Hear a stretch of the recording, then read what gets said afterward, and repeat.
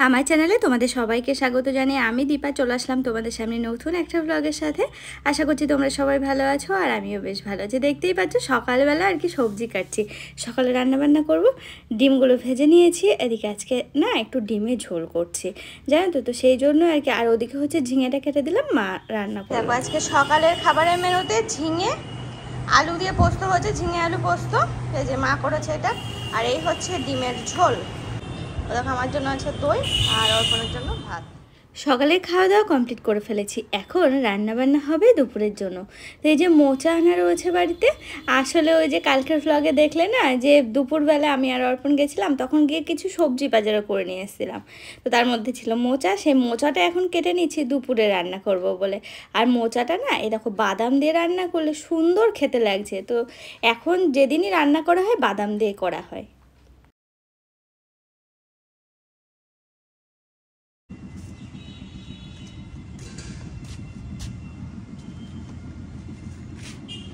তোমরা হয়তো ভাবছো এই খাখা রোদের মধ্যে দীপা এখন ছাদে কি করতে আসলো হাতে টুল নিয়ে। আসলে হাতে টুল, হাতে গ্লাভস পরে নিয়েছি। আর কি বলবো, মানে গ্লাভস পরার কথা ছিল না, এখন কিছু কাঁচা কুচো করবো, তার জন্য আমি ছাদে আসলাম। তাহলে দেখাচ্ছি, এই দেখো। আসলে আজকে সকালবেলা আমি এগুলো সব ভিজিয়ে রেখে গেছিলাম কাচবো বলে। কি খাখা রোদ!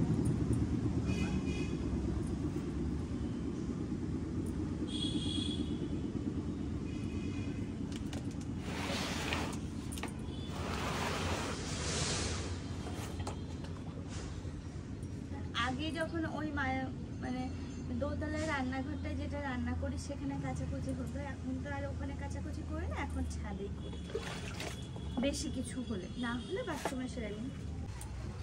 আর দেখো গ্লাভসটা পরলাম, তার কারণ হচ্ছে আজকে মাছ কাটলাম, ইলিশ মাছ কেটে ধোয়ার সময় বোটের উপরে মাছগুলো মানে সাজিয়ে সাজিয়ে রেখেছে সুন্দর করে পরিষ্কার করবো বলে। তারপরে হাত দিয়ে এরমভাবে যে তুলতে গেছি, গেল আমার বটিতে এখানে কেটে। আমি শুধু ভেবে পাই না যে আমার কাটাতে কোনো একটা ব্যাপার আছে, কিছু করতে গেলে দেখি কেটে যায়, কিছু করতে গেলে কেটে যায়। তারপর বেশ কিছুটা ব্লাড বেরোলো। আর নিচে ছিল গাঁদা গাছ, তো গাঁদা গাছের পাতা হাতে ডলে রসটা দিলাম, কিছুক্ষণের মধ্যে রক্তটা মোটামুটি বন্ধ হয়ে গেল। তো আমি আর ওই বটি টটি ওখান থেকে সরাতে পারিনি, সেই অবস্থাতেই ছিলাম। তো ভাবলাম যে এখন তাহলে গ্লাভস পরে, এগুলো যেহেতু ভেজানোই হয়ে গেছে, তো গ্লাভস পরে কেচে নিই। বেড কভার আমার অনেকগুলো জমা হয়েছে, আর যেহেতু সামনেই পূজা, তো পূজার কারণে কি বলতো আস্তে আস্তে ঘর দোরগুলো পরিষ্কার করতে হবে। তো সে আর ভাদ্র মাসে আগে সবাই জামা কাপড় রোদে দিত, কিন্তু দেখো এবার আর হলো না। আমি অন্যবার দিই, কিন্তু এবার আমি মনে হচ্ছে না আর পারবো সমস্ত জামা কাপড় নিয়ে ছাদে নিয়ে আসা, তারপর আবার সব নিচে নিয়ে যাওয়া অসম্ভব ব্যাপার। পারবো না বাবা, যা যে অবস্থায় রয়েছে থাক, ওরকমই থাক। অথচ আমি এগুলো কেচে নিই। তিনটে জিনিস, একটা পাতলা ব্ল্যাঙ্কেট, দুটো বেড কভার, কোনো রকমে কেচে নেব।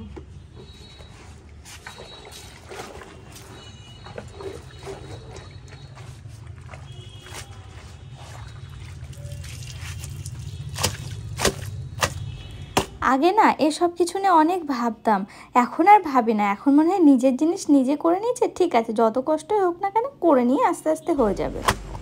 এগুলো যখন কাছি তখন কি মনে হয় জানো, যে আমার বাড়িটা যদি একদম আমার বাড়ির কাছে হতো, মানে আমার বাবার বাড়িটা, তাহলে মাকে বলতাম যে একটু কেচে দাও।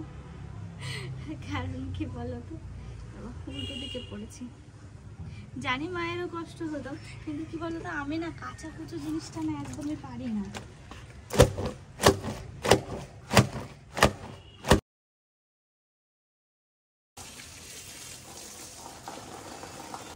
আর এই যে ডাইরেক্ট লাইনে জল যখন আসে, নিচে থেকে বলি যে মোটরটা চালিয়ে দিতে, চালিয়ে দেয়, এত সুন্দর জল, ঠান্ডা, মনে হয় যেন স্নান করে নিই। দেখো আমি এগুলো কাচার পর স্নানও করে নিতে পারি, তার এত ভালো লাগে সে কি বলবো। তো নিচে থেকে আমি শ্যাম্পু নিয়ে চলে এলাম, আর এখন আমি স্নান করে নেবো। আর আমার শ্যাম্পু করতে হবে, তো ওদিক থেকে আমি বন্ধ করতে বারণ করেছি। আর জলটা এত ভালো লাগছে না, যেহেতু গরম লেগে গেছে কাচাকুচি করে, তো আর এই ঠান্ডা জল যে গায়ে পড়ছে খুব আরাম লাগছে। তো সেই জন্য আর কি এখানে স্নান করে নিলাম। আজকে বেশ এরকমভাবে স্নান করতে ভালোই লাগছে, মাঝে মাঝে একটু অন্যান্য কিছু বেশ ভালো লাগে বলো। তারপর মনে হলো গাছগুলো তো শোকাচ্ছে, এত সুন্দর ঠান্ডা জল দিই জল ঢেলে। তারপরে মনে হলো বাবা এই রোদ গরমের মধ্যে গাছে আমি দিয়ে দিলাম জল, গাছগুলোর কি অবস্থা হবে জানি। যাই হোক, জল দেওয়া কমপ্লিট হয়ে গেছে। এখন এই সব কিছু যেগুলো কাচাকুচি করলাম সেগুলো আর কি মেলে নিচ্ছি। এই বেড কভার এই সব কিছু দিয়ে 3-4টে মতো আছে, তা বাদে আর কয়েকটা পাপোশ আছে। দুপুরবেলা আমি আর অর্পণ যাচ্ছি, আজকে একটু ইচ্ছা হচ্ছে বিরিয়ানি খেতে, তো বিরিয়ানি নিয়ে আসতে হচ্ছে। ওর সাথে আমি একটু পিছন লাগলাম, চলো ঘরেই তো বসে আছি, যাই দুজন মিলে আস্তে আস্তে।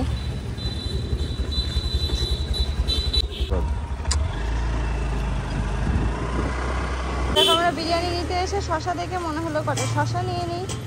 ওই থাক,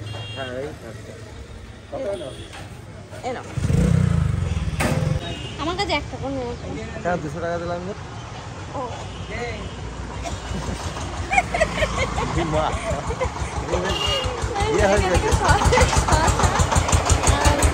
গাজর নিয়ে নিল।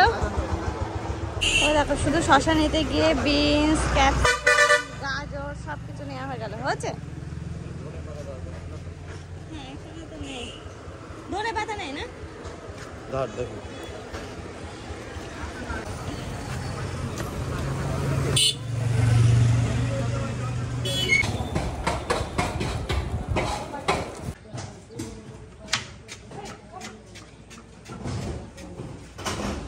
বিরাট মারামারি হচ্ছে। দেখো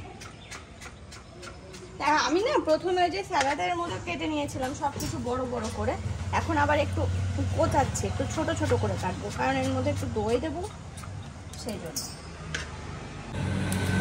এই তো অনেকটাই কমে আসছে। এই যে আমাদের স্যালাড তৈরি, এসো চলে এসো। মানে দুপুরে খাওয়া একদম জোরদার খাওয়া হবে। এই দেখো 2 দোকান থেকে 2 রকম বিরিয়ানি নিয়ে এসেছি। একটা তো খাই আমরা হাজির বিরিয়ানিটা, প্লাস এটা হচ্ছে নতুন খুলেছে, তো ভাবলাম একটু ট্রাই করে দেখা যাক কেমন খেতে, সেই জন্য আর কি এই দেখো নিয়ে আসলাম। এই যে হ্যাঁ,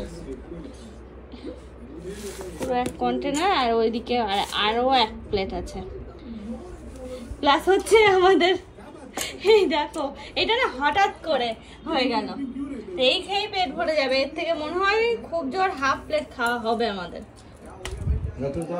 এই দেখো সন্ধ্যাবেলা আমার ঘরে ঢুকেছে বাঘ, ম্যাও ম্যাও ম্যাও ম্যাও করেই যাচ্ছে। আর এ শুয়ে থাকলে না দেখতে কি সুন্দর লাগে, আমার তো বেশ ভালো লাগে। পুষি, ও পুষি, তো ভয় পাচ্ছে, ভাবছি কি এটা এখন 2-1 দিন আমাদের বাড়িতে এসেছে, থাকছে, খাওয়া দাওয়া করে থাকে।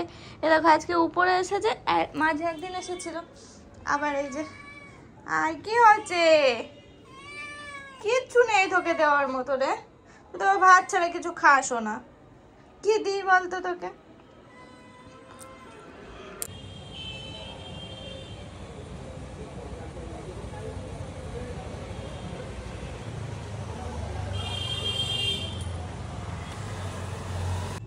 এই দেখো কি সুন্দর শুয়ে রয়েছে, থাক থাকো, ঘুমো, ঘুমে পড়লো, থাকো। হ্যাঁ, আমাদের চার্লি থাকতো এরকম ভাবে বসে বসে, চার্লি থাকতো। কোথা থেকে এসেছে জানো, হঠাৎ করে, মানে ছিল না, তোমরা তো মানে দেখতেই যে বাড়িতে কুকুর বিড়াল কোনো কিছু ছিল না, তো হঠাৎ করে এসেছে। এর সাথে আরেকটা এসেছে, সে আর অত থাকে না, কিন্তু এ থাকে। আর দেখো কত গায়ের মধ্যে এসে এসে থাকে, কারোর বাড়ি পোষাতা চলে এসেছে। কুচু কুচু কুচু কুচু কুচু কুচু কুচু কুচু কুচু কুচু কুচু কুচু। এই দেখে আলো আলো আলো আলো।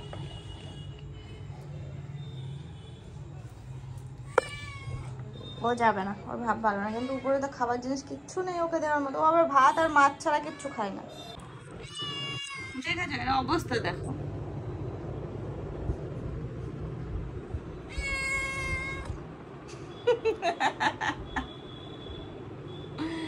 কি চাষটা, কি তুই কি চাচ্ছিস? দেখো অনেকে আবার হয়তো তোমরা বলবে যে বিড়ালকে ওরকম চটকিও না, কিন্তু কি করব দেখো আমি তো দিব্যি বসে আছি, আমি তো নিইনি, আমি তো আর নিইনি। ও যদি এরকম কোলে উঠে বসে তাও আবার সন্ধ্যাবেলা ফেলা যায় বলো, বা সরানো যায়? ছোট পুরো বাচ্চা। ওই দেখো দেখো অবস্থাটা দেখো কি করছে, দেখো আমার সাথে। চল এই দেখো আমার কাছে তো আর কোনো কিছু নেই। আয় চানাচুর দিয়ে আয়, আয় চল চল চানাচুর খাওয়াবো এখন। আর এনে খা, আগে দেখবো খা। ওই ছাড়া আর কিচ্ছু নেই আমার কাছে। এ ভাত আর মাছ ছাড়া কিচ্ছু খায় না। এ দেখো দিলাম হতে চানাচুর, খাবে না। অন্যান্য বিড়াল চানাচুর মুড়ি এসব কিছু খায়, খায় না। এমনকি কি বলতো দুধ দিয়ে ভাত মেখে দিলে পর্যন্ত খেতে চায় না। নিচে গিয়ে অনেক সমস্যা হয়। রাত্রেবেলা যখন খাবার একবারে নিয়ে আসি এরকম গায়ে গায়ে গায়ে গায়ে এরকম করে, কি দিয়ে দেবো সেটা আর ভেবে পাওয়া যায় না। মা বলে দুধ দিয়েও ঠিকঠাক খেতে চায় না, তাও ওই দুধ দিয়ে কটা করে দেওয়া হয়। নাও আয়না দেখো, দেখো আয়নায় দেখো তুমি। ভিতরে যাস না, তোর খাওয়ার মতো কিচ্ছু নেই, তোর মারার মতনও কিচ্ছু নেই ভিতরে। চলে এসো, চলে এসো, এসো।